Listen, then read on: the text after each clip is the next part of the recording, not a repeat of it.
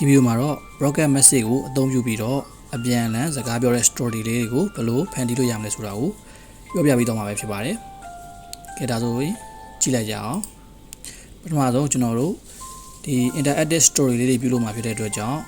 character နှစ်ခုလိုအပ်ပါတယ်။အဲဒီအတွက်ကြောင့် prepare ကိုယူလိုက်ပါ။ prepare ရမှာမိမိချက်နဲ့တက်တဲ့ character ကိုယူလို့ရပါတယ်။ကျွန်တော်နဲ့နေတယ်ကတော့ဒီ character လေးကိုကြိုက်တဲ့ကြောင့်ဒီ character လေးကိုယူလိုက်ပါတယ်။နောက်ထပ်ဇက်ကောင်တစ်ခုအနေနဲ့ကတော့ဒီ prepare တွေကပဲဒီ character လေးကိုယူလိုက်ပါမယ်နှစ်ခုဖြစ်သွားပါပြီဒါဆိုရင်ဒီ character လေးကိုထပ်ပြောင်းခြင်းနဲ့ဆိုရင် costume ကိုသွားလိုက်ပါ costume တွေကမှမိမိပြောင်းခြင်းတဲ့ဥစ္စာတွေဘေးမှာရှိပါတယ်အဲ့ဒါကိုထပ်ပြောင်းလို့ရပါတယ်ကျွန်တော်နံပါတ်6ကိုချက်တဲ့ကြောင့်နံပါတ်6ကိုယူလိုက်ပါမယ်နံပါတ်6ကဒီဘက်လှည့်နေတယ်ဆိုတော့ဒီဘက်ကိုပြန်လှည့်ခြင်းရင်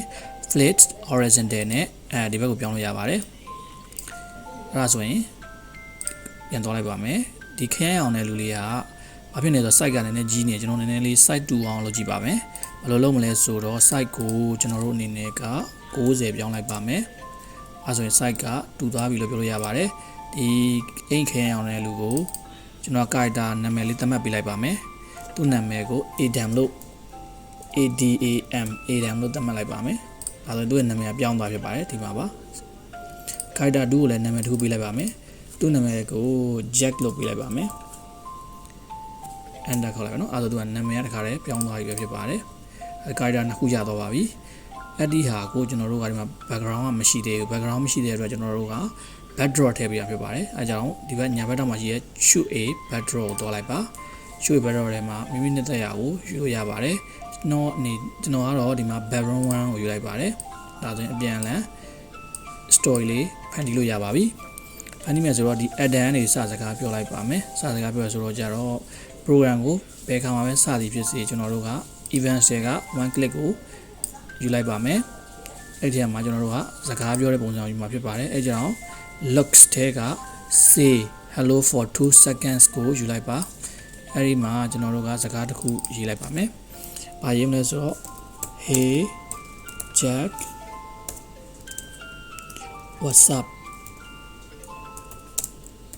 လို့ပြောလိုက်ပါမယ်အဲ့လိုပြောလိုက်တဲ့အခါမှာကျွန်တော် program အလုံးမလို့စမ်းကြည့်ပါမယ်ကိုhey Jack what's up ဆိုပြီးပေါ်လာဖြစ်ပါတယ်အဲ့တော့မှသူက broadcast message နဲ့ message တခုထုတ်လုပ်လိုက်မှာဖြစ်ပါတယ် broadcast message ကဘယ်မှာရှိလဲဆိုတော့ဒီမှာကြည့်လိုက်ပါ events အောက်ထဲမှာရှိပါတယ်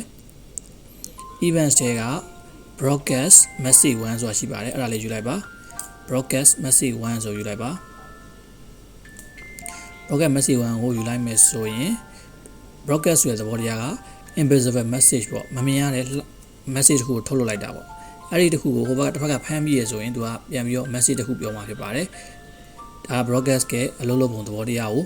ရှင်းပြတာပဲဖြစ်ပါတယ်အဲဆို Jack ကိုသွားလိုက်မယ် Jack ကဘာဖြစ်မှလဲဆိုတော့ဒီ message 1ကိုလက်ခံရရှိမှသူပြန်ပြောမှာပေါ့နော်အဓိကကသူကဘယ်လိုလုပ်လဲဆိုတော့သူက2မိနစ် hey Jack what's up လို့ပြောတဲ့အခါမှာ broadcast message 1သူကထုတ်လုပ်လိုက်ပြီထုတ်လိုက်ရမှာသူကချက်ချင်းပဲ receive message 1ရတဲ့အခါမှာသူကပြန်ပြောမှာဘာပြောမလဲဆိုတော့ say hello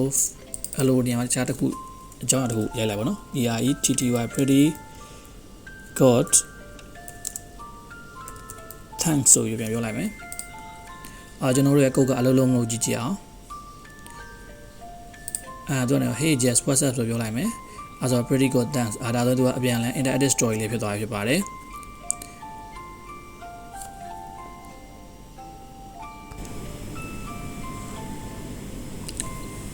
ဒီဘိုင်းမှာတော့ခုနအပိုင်းကိုဆက်မယ်ဆိုရင်ကျွန်တော်တို့ကဒီမှာစာတွေကိုအပြန်အလှန်ရိုက်မှာဖြစ်ပါတယ်ဒါဆိုရင် story လေးဖြစ်သွားမှာဖြစ်ပါတယ်ဒီမှာကျွန်တော်ကစာတွေကိုရိုက်ရင်အချိန်ကြာမှာဖြစ်တဲ့အကြောင်းကျွန်တော်ကဒီရိုက်ပြီးသားကိုပဲကျွန်တော်ရှင်းပြလိုက်ပါမယ်ဒီကုတ်ကိုပဲရှင်းပြလိုက်ပါမယ်ဒါခုနဥစ္စာကိုပဲ1 backdrop to background 1ဒီ background 1ကိုပြောင်းတာပေါ့နော်background 1ဆိုဒီမှာ costume တွေကbackdrop ပေါ့နော်ဒါ backdrop တွေကဖြစ်တဲ့အကြောင်း backdrop တွေကဒီ background 1ကိုယူထားဖြစ်ပါတယ်အဲ့ဒီမှာကျွန်တော် Adam ကိုယူလိုက်ပါ Adam ကုတ်လို့ကြည့်မှာဖြစ်ပါတယ် Adam ကနေပြီးတော့ say hey Jack what's up ဆိုပြီးတော့သူကပြောလိုက်မယ်2 second ပြောလိုက်မယ်နောက်ပြီးတော့ broadcast message 1ကိုထုတ်လုပ်လိုက်မယ် broadcast message 1ကိုထုတ်လုပ်လိုက်ပြီးဆိုရင်ဒီမှာ jack ကနေပြီးတော့မှဒီ message 1ကိုလက်ခံရရှိသွားပြီလက်ခံရရှိရင်သူကဘာပြန်ပြောမလဲဆိုတော့ say not much to just chilling how it's going ဆိုရသူကပြန်ပြောမှာဖြစ်ပါတယ်အဲ့မှာလည်းသူကနေ broadcast ဆိုပြီးတော့ message 2ကိုသူကပြန်ပြီးတော့လွှတ်လိုက်ပါမယ်ဒါ message 2ကိုပြန်သူ message 2ကိုလွှတ်တဲ့ဘောကသူကဒီစကားပြောကိုပြီးသွားပြီဆိုရင်အချက်ပြလိုက်တာဖြစ်ပါတယ်အဲ့မှာဒီအချက်ပြကနေပြီးတော့ add-on ကိုပြန်သွားလိုက်ပါမယ်ဒီ message 2ကိုလွှတ်လိုက်တဲ့ကြောင့်ဒီ add-on အနေနဲ့က when I receive message 2ကိုလက်ခံရရှိမှာသူကဗာပြန်မလို့ say pretty good thanks hey you wanna go to the playground later ဆိုပြီးတော့3 second ပြောလိုက်ပါမယ်အဲ့မှာပြောပြီးတော့မှသူပြောပြတဲ့ကြောင့်သူပြောပြီးကြောင်းကိုအချက်ပေးရအနေနဲ့ broadcast message 3ကိုပြန်ထုတ်လုပ်လိုက်ပါမယ်အဲ့အခါမှာသူက jack ကိုပြန်သွားလိုက်ပါမယ်အဲ့မှာ jack က when I receive message 3ဒီခုနက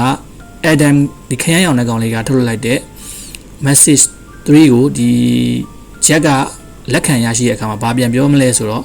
yet sound fan which one ဆိုပြီးတော့2 second ပြောလိုက်ပါမယ်အဲ့တော့ပြောပြရတယ်သူက message 4ကိုပြန်ထုတ်လုပ်လိုက်ပါမယ်သူပြီးပြီဆိုတဲ့အကြောင်းကိုအဲ့မှာ when I receive message 4ကိုလက်ခံရရှိပြီအဲ့တော့သူကဘာပြန်ပြောတော့ the one near the school is got the new swing ဆိုရောပြန်ပြောမှာဖြစ်ပါတယ်အဲ့တော့သူပြောပြီးတဲ့အကြောင်းကိုအချက်ပြအနေနဲ့ broadcast message 5ကိုပြန်လွှတ်မှာဖြစ်ပါတယ်အဲ့ဆိုရင် jack ကိုပြန်သွားလိုက်ပါjack ကနေပြီးတော့ when I receive message 5ကိုလက်ခံရရှိမှသူကပြန်ပြောမှာဖြစ်ပါတယ်အဲ့ဆိုရင် say oh nice what time 2 seconds ဆိုပြောမှာဖြစ်ပါတယ်သူပြရမှာ broadcast message 6အစရှိတဲ့ဖြင့်ဒီမိမိရိုက်ချင်တဲ့ dialogue တွေကိုအပြန်အလှန်သုံးသွားတာကတော့ဒီမှာတော့ say block နဲ့ broadcast နှစ်ခုတည်းပဲသုံးသွားဖြစ်ပါတယ်ဒါကတော့တစ်ခုလုံးရှင်းပြနေပို့ကြမှာဆိုလို့အချိန်ငယ်ကွက်တဲ့အတွက်ကြောင့်အကုန်လုံးတော့ပြောမပြတော့ဘူးသူ့ရဲ့ program လေးဘယ်လိုအလုပ်လုပ်လဲဆိုတာကိုမှတစ်ချက်ကြည့်ကြည့်ပါ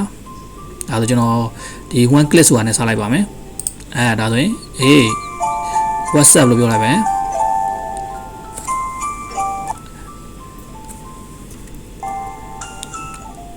ဒါ story လေးစနေပါပြီ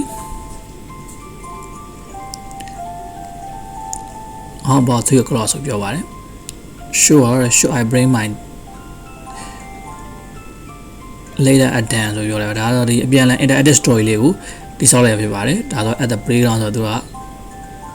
ဒါ interactive story လေးပြီးတော့ပါပြီဒါတော့ဒါအကြမ်းမြင် story လေးတစ်ခုကိုဖန်တီးပြဖြစ်ပါတယ်မိတ်ဆွေတွေကတော့မိမိကျန်တဲ့ story ကိုဖန်တီးလို့ရပါတယ်ဒီကနေ့လုံးဝတူမှမဟုတ်ပါဘူးမိမိကျန်တဲ့ story ကိုဖန်တီးလို့ရပါတယ်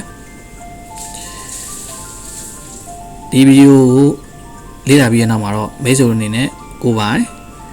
interactive story လေးဖန်တီးနိုင်မယ်လို့ကျွန်တော်အနေနဲ့မျှော်လင့်ပါတယ်အားလုံးကိုကျေးဇူးတင်ပါတယ်ခင်ဗျ